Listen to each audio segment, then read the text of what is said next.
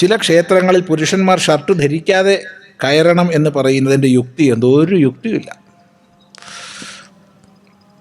Shirt ധരിച്ചു പോകണമെന്നാണ് നമുക്ക് പറയാനുള്ളത്.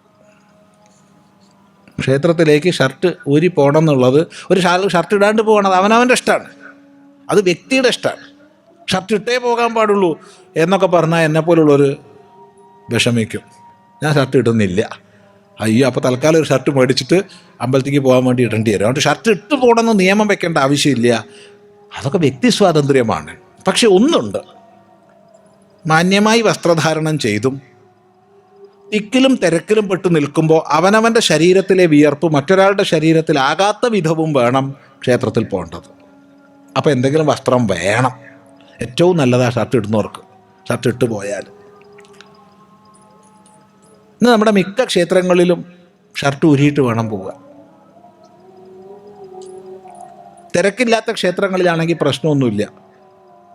പക്ഷെ തിരക്കുള്ള ക്ഷേത്രങ്ങളിലാവുമ്പോൾ, പ്രത്യേകിച്ച് ഇടയ്ക്കിടയ്ക്ക് പൂജയ്ക്ക് നട അടയ്ക്കുന്ന ക്ഷേത്രങ്ങളിലൊക്കെ ആകുമ്പോൾ, ഗുരുവായൂരൊക്കെ ഉദാഹരണം പറഞ്ഞാൽ കയറി കഴിഞ്ഞപ്പോഴത്തേക്ക് അടച്ചു, അവിടെ നിന്നു തിക്കിലും തിരക്കിലും പെട്ടിട്ട്, പിന്നെ തുറന്ന് കുറച്ച് നീങ്ങുമ്പോഴത്തേക്ക് വീണ്ടും മുടക്കായി. ചുരുക്കി പറഞ്ഞാൽ ദർശനം കഴിഞ്ഞ് പുറത്ത് വന്നപ്പോഴത്തേക്ക് എന്നേക്കുമായി ഭഗവാന്റെ പ്രസാദം എന്താ ചൊറി. കാരണം അപ്പുറത്ത് നിന്നവൻ ഈ ചൊറിയുള്ളവനാ, അവൻ്റെ എൻ്റെ ദേഹം ഒന്നിച്ചായതാ, അവൻ്റെ വിയർപ്പ് മുഴുവൻ എൻ്റെ ദേഹത്തിലേക്ക് വന്നതാ. എന്തിനാണ് ഈ ആഭാസം? അപ്പോഴാണ് നവീന വ്യാഖ്യാതാക്കൾ വരുന്നത്. അത് ഭഗവാന്റെ ചൈതന്യം പെനിട്രേറ്റ് ചെയ്ത് ഹൃദയത്തിലേക്ക് പോകണമെങ്കിൽ ഷർട്ട് തടസ്സമാണ്. ഇടയിൽ ഒരു കോട്ടൺ പീസിനെ പെനിട്രേറ്റ് ചെയ്യാൻ കഴിയാത്തതാ ഭഗവാന്റെ ചൈതന്യം. ചോദ്യം 2, അപ്പോൾ സ്ത്രീകൾക്ക് ഇതൊന്നും വേണ്ടേ?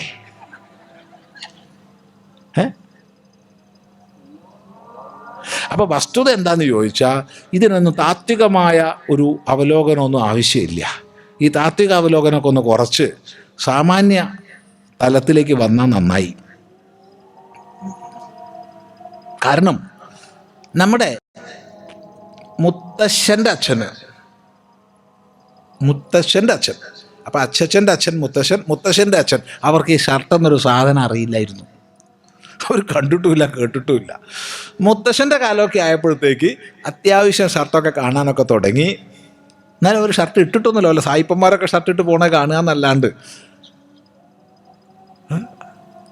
അത്യാവശ്യത്തിന് വല്ല കോടതി പോകുമ്പോഴോ അങ്ങനെ വല്ല ചടങ്ങുകൾക്ക് പോകുമ്പോഴൊക്കെ ഷർട്ട് എടുത്തിടുക. വീട്ടിൽ വന്നാൽ ആദ്യം ചെയ്യുന്ന പരിപാടി ഇത് അഴിച്ചിട്ട് തൂക്കുകയായിരിക്കും. അത് കഴിഞ്ഞ് നമ്മുടെ ഒരു അച്ഛനൊക്കെ ആയപ്പോഴത്തേക്ക് പ്രധാന ചടങ്ങുകൾക്കൊക്കെ ഷർട്ട് ഇട്ട് പോവുക, തിരിച്ചു വന്നാൽ ഷർട്ട് ഊരി വയ്ക്കുക.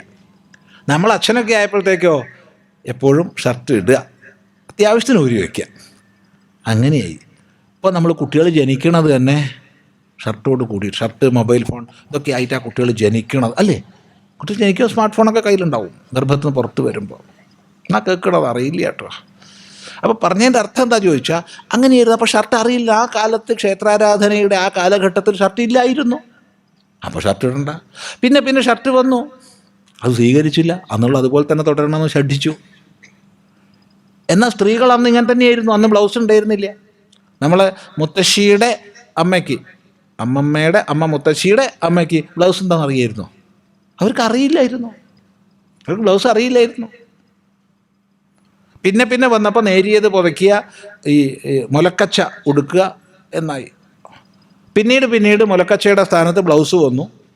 അങ്ങനെ ബ്ലൗസ് വന്നപ്പോൾ സ്ത്രീകൾക്ക് ബ്ലൗസ് ധരിച്ച് പോകാം എന്ന് അംഗീകരിക്കപ്പെട്ടു സമൂഹത്തിൽ. അങ്ങനെ അംഗീകരിച്ച പുരുഷനെ അംഗീകരിക്കണ്ടേ? ഇവിടെ പല ക്ഷേത്ര പ്രവർത്തകർ കണ്ടേക്കാം. ഇനി ഇവിടെ അല്ലെങ്കിൽ ഇത് റെക്കോർഡ് ചെയ്യുന്ന ഒരു ഉത്തമ ശിഷ്യൻ ഇവിടെ ഉണ്ട് മുമ്പിൽ. അയാളിലൂടെ അത് ജനസഹസ്രങ്ങളിലേക്ക് എത്തും. ഇപ്പോൾ ഈ പ്രഭാഷണം ഇവിടെയുള്ളവർ മാത്രമല്ല, ഒരു വർഷം കൊണ്ടൊരു 1,00,000-ലധികം പേര് ഇത് കാണുകയും കേൾക്കുകയും ചെയ്യും. ടെക്നോളജിയുടെ അനുഗ്രഹമാണ്.